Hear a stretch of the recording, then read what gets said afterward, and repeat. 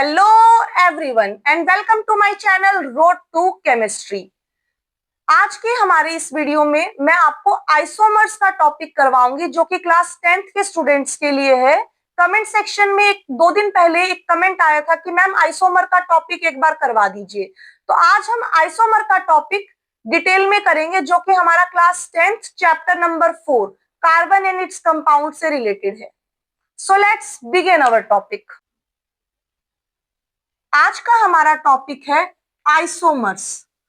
Isomers का ये जो टॉपिक है ये क्लास 10th केमिस्ट्री के चैप्टर नंबर 4 में कार्बन एंड इट्स कंपाउंड में एक छोटा सा इंट्रोडक्शन दिया गया है, तो हम उसी लेवल का करेंगे जिस लेवल का क्लास 10th में आएगा।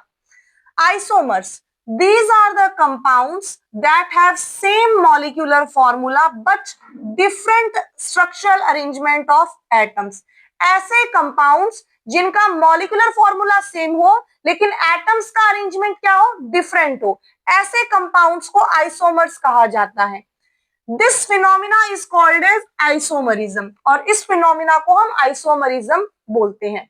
तो आइसोमर्स क्या होते हैं? आइसोमर्स ऐसे कंपाउंड्स होते हैं जिनका मॉलिक्यूलर फॉर्मूला सेम हो और एटम्स का स्ट्रक्चरल अरेंजमेंट क्या हो, डिफरेंट हो।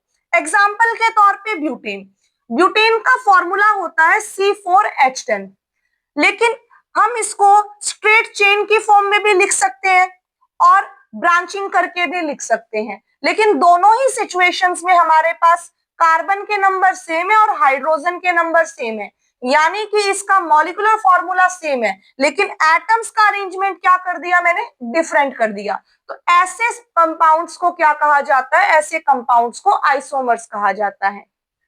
अब हम इसका एक और एग्जांपल देखते हैं। अब हमारा एग्जांपल है पेंटेन। पेंटेन का फॉर्मूला होता है C5H12। तो अब इस मॉलिक्यूलर फॉर्मूला को हम किस किस तरीके से लिख सकते हैं, अब हम वो देखते हैं। सबसे पहला एग्जांपल है आपका स्ट्रेट चेन का। मैंने पांचों कार्बन एटम्स और 12 हाइड्रोजन एटम्स को स्ट्रेट चेन में अरेंज कर दिया। दूसरा एग्जांपल है मेरे पास आइसोपेंटेन, मैंने इसके अंदर ब्रांचिंग कर दी। तीसरा है नियोपेंटेन, इसके अंदर मैंने थोड़ी सी और ज्यादा ब्रांचिंग कर दी। तो एटम्स का अरेंजमेंट क्या हो गया, डिफरेंट, लेकिन फॉर्मूला सभी का क्या है, सेम। और इन तीनों एग्जांपल्स में हमारे पास कार्बन के 5 ही एटम है और हाइड्रोजन के 12 एटम्स हैं। सो आई होप कि आपको प्रॉपर क्लियर हो गया होगा कि आइसोमर्स क्या होते हैं। अब हम बात करते हैं आइसोमर्स की कुछ प्रॉपर्टीज की। अब हम बात करते हैं प्रॉपर्टीज की या फिर कह सकते हैं कैरेक्टरिस्टिक्स की, कि आइसोमर्स की कौन कौन सी प्रॉपर्टीज, कौन कौन सी कैरेक्टरिस्टिक्स होती हैं। पहली प्रॉपर्टी है हमारे पास सेम मॉलिक्यूलर फॉर्मूला। जैसा कि हम पिछले दोनों एग्जांपल में देख करके आए हैं, molecular formula same, same number of atoms, atoms के नंबर भी same, different arrangement of atoms, atoms का अरेंजमेंट डिफरेंट था, डिफरेंट स्ट्रक्चर, स्ट्रक्चर भी डिफरेंट बन गया जब अरेंजमेंट डिफरेंट था, एटम के नंबर सेम थे। बॉइलिंग पॉइंट में डिफरेंस आएगा, मेल्टिंग पॉइंट में डिफरेंस आएगा और इसके अलावा डेंसिटी में भी डिफरेंस आएगा। बॉइलिंग पॉइंट और मेल्टिंग पॉइंट और डेंसिटी में डिफरेंस क्यों आया? क्योंकि स्ट्रेट चेन के अंदर हमारे पास सरफेस एरिया ज्यादा हो जाता है और जैसे जैसे हम ब्रांचिंग करते हैं तो सरफेस एरिया क्या होता जाता है, कम होता जाता है मॉलिक्यूल्स का। तो इसी वजह से बॉइलिंग पॉइंट, मेल्टिंग पॉइंट और डेंसिटी में क्या आएगा, डिफरेंस आएगा।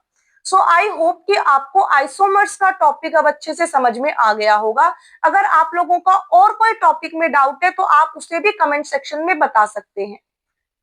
Thank you and have a nice day.